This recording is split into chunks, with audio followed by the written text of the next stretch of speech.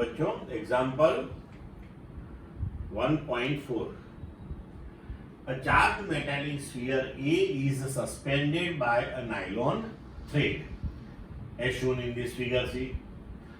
Another charged metallic sphere B held by an insulating handle is brought close to A such that the distance between their center is 10 centimeter.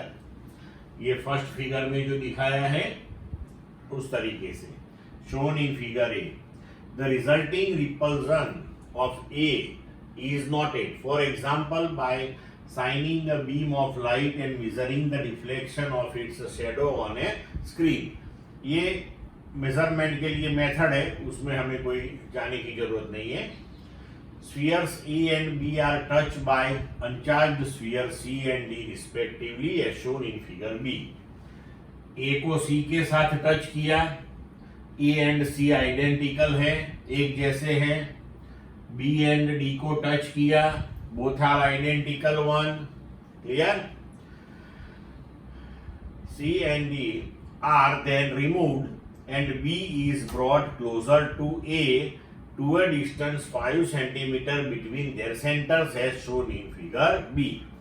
अब C और D को remove कर दिया और उसके बाद B को फिर से A के पास लाया गया, लेकिन पहले हमने 10 सेंटीमीटर दूर रखा था, अब इसको हमने 5 सेंटीमीटर दूर रखा है.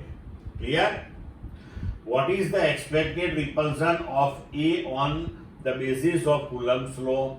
Spheres A and C and sphere B and D have identical sizes. Ignore the size of A and B in comparison to the separation between their centers. तो अब देखो, ये first situation A and B 10 centimetre हमने रखा है. मानो कि इसके ऊपर चार्ज Q1 है, इसके ऊपर Q2 है. ये जो डिस्टेंस है 10 centimetre, say that distance is R. So we can write the repulsive force F that is equal to K Q1 Q2 upon R square as per Coulomb's law. अब देखो क्या होगा कि A को C के साथ touch किया, A and C दोनों आइडेंटिकल है, मतलब कि चार्ज का डिस्ट्रीब्यूशन होगा.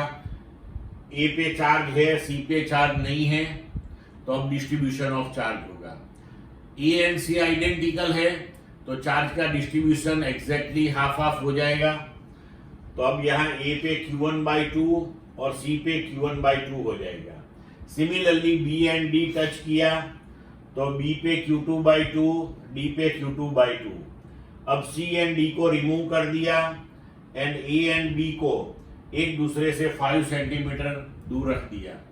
5 सेंटीमीटर रखा, इसका मतलब पहले 10 सेंटीमीटर था, उसको हमने R बोला, तो 5 सेंटीमीटर को हम डिनोट करेंगे R/2 से. अब यहाँ पे हम नया फोर्स कैलकुलेट करें, तो F dash equal to K Q1/2 into Q2/2 divided by square of the distance between those two, मतलब R/2 का स्क्वायर. तो हो गया K Q1 Q2/4 divided by R²/4. 4 cancel हो गया, तो अगेन अपना फोर्स सेम वन हो गया F. मतलब कि ये सिचुएशन में और ये सिचुएशन में दोनों में सेम फोर्स लगेगा. क्लियर बच्चों?